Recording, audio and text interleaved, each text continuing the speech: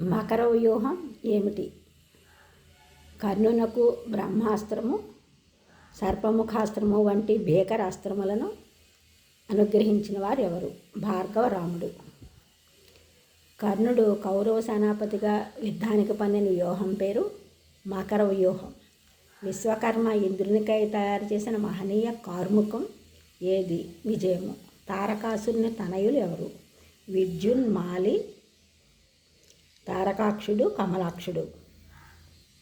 చిత్రాంగదునిగా పేరు మార్చుకున్న కుబేరుని గంధర్వ మిత్రుడెవరు? అంగారపర్ణుడు. మగధరాజు దండధారుని శీర్ష నేలపై ఎవరు కూల్చారు? అర్జునుడు. హస్తికక్ష్య ఎవరి పతాకము? రాధేయునిది. అర్జునుడు కర్ణుని ఏ అస్త్రంతో సంహరించాడు? అంజలికము.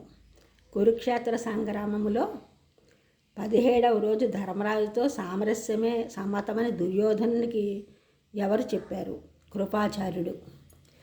ద్రౌపది తనయులను అంతమొందించిన ఖడ్గం అశ్వత్థామకు ఎవరు అనుగ్రహం వల్ల లభించింది? పినాకపాణి శివుని అనుగ్రహం.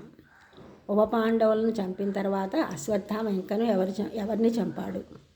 శిఖండిని. భీష్ముని అంపశయ్యకు తలగడగా ఎన్ని బాణాలను అమర్చారు? 3. పాంచాల దేశపు రాజెవరు? ద్రుపదుడు.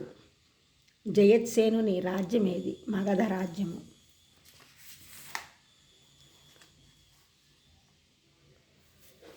కురుక్షేత్ర యుద్ధంలో సంజయుని ఎవరు నిర్బంధించి లోపరుచుకున్నారు? సాత్యకి. శకునిని సంహరించిన వారు ఎవరు? సహదేవుడు. కర్ణుని పుత్రులను ఎవరు సంహరించారు? నకులుడు. కార్తికేయుడు సంహరించిన బలి కుమారుడెవరు? బాణుడు. దుర్యోధనుడు చివరకు ఎవరిని సైన్యాధిపతిగా చేశాడు? అశ్వత్థామను.